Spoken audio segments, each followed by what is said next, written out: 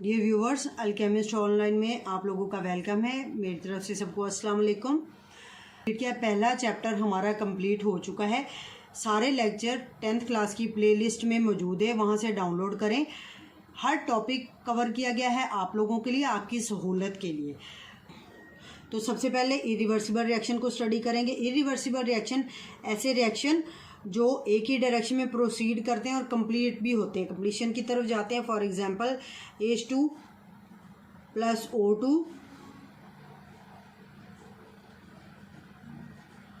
H2O, 2H2 + O2 2H2O, ये water की formation का रिएक्शन है।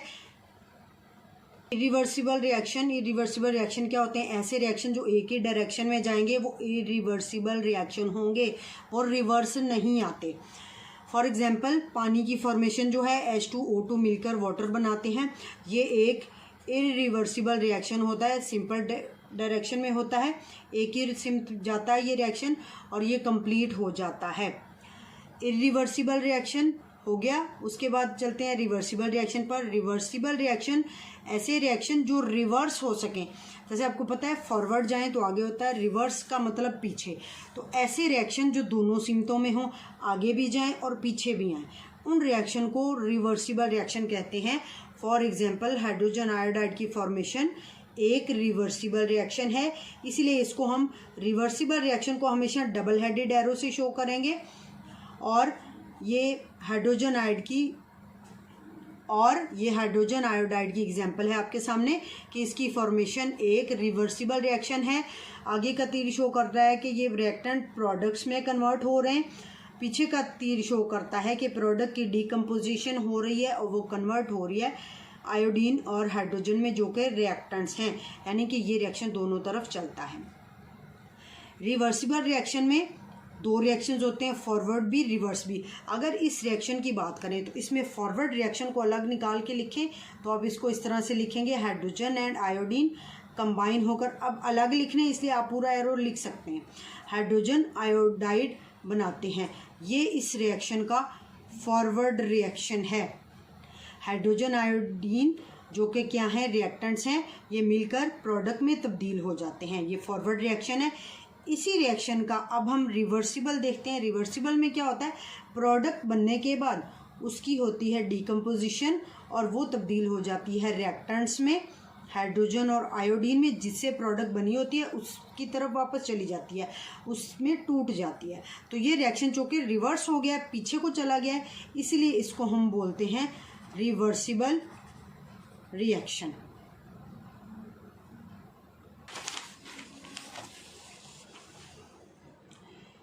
डायनेमिक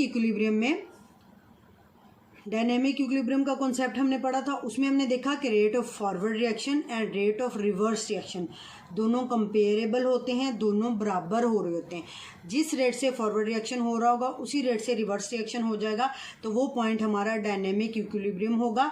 लेकिन इसमें जो रिएक्शन होंगी उनकी डायरेक्शन अपोजिट होगी। अंडरस्टूड है कि फॉरवर्ड रिएक्शन आगे की तरफ होगा और रिवर्स रिएक्शन पीछे की तरफ होगा।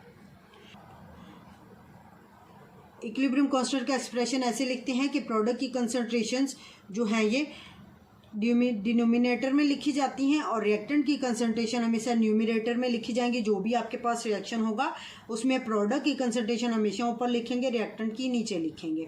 ये इन दोनों की रेशो है जिसको इक्विलिब्रियम कांस्टेंट बोलते हैं। इसके यूनिट्स की बात करें तो जब प्रोडक्ट और रिएक्टेंट के नंबर ऑफ मोल सेम हो जाते हैं तो केसी का कोई यूनिट नहीं होता। फॉर एग्जाम्पल अगर आप यहाँ पर देखें, एज ए होल की हम बात करें तो हाइड्रोजन आयोडाइड का हम रिएक्शन ले लेते हैं कि हाइड्रोजन एंड आयोडीन ये मिलकर एक रिवर्सिबल रिएक्शन के थ्रू हाइड्रोजन आयोडाइड में कन्वर्ट होते हैं। अब नंबर ऑफ मोल्स देखें जी, रिएक्टेंट के नंबर ऑफ मोल, इसका 1 है, इसका भी 1 है, 1 + 1 = 2।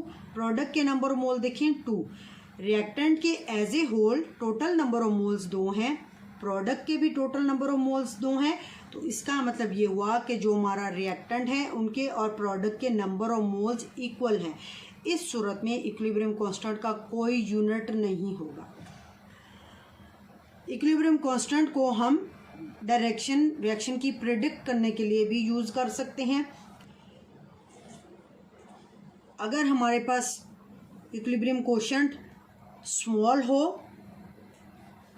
इक्विलिब्रियम कांस्टेंट से, तो इस सूरत में जो हमारा रिएक्शन होगा उसकी डायरेक्शन हमेशा फॉरवर्ड होगी, यानी कि रिएक्टेंट्स मिलकर प्रोडक्ट बना रहे होंगे।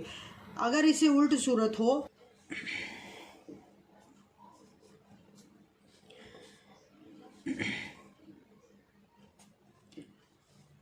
तो दूसरी सूरत ये है कि अगर इक्विलिब्रियम कांस्टेंट ये ग्रेटर होता है, बड़ा होता है इक्विलिब्रियम कांस्टेंट से, अगर इसकी वैल्यू इक्विलिब्रियम कांस्टेंट से बड़ी आती है तो उस सूरत में रिएक्शन की जो डायरेक्शन होती है वो होती है रिवर्स।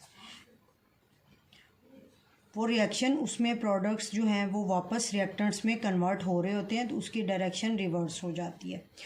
तीसरी सूरत ये निकलती है कि equilibrium quotient and equilibrium constant, जब दोनों की वैल्यूज़ जो होती हैं वो बराबर हो जाती हैं तो उस वक्त जो रिएक्शन होगा वो इक्विलिब्रियम स्टेज पर होगा। जब इन दोनों की वैल्यूज़ सेम आ जाएंगी तो रिएक्शन जो है वो इक्विलिब्रियम स्टेट पर होता है।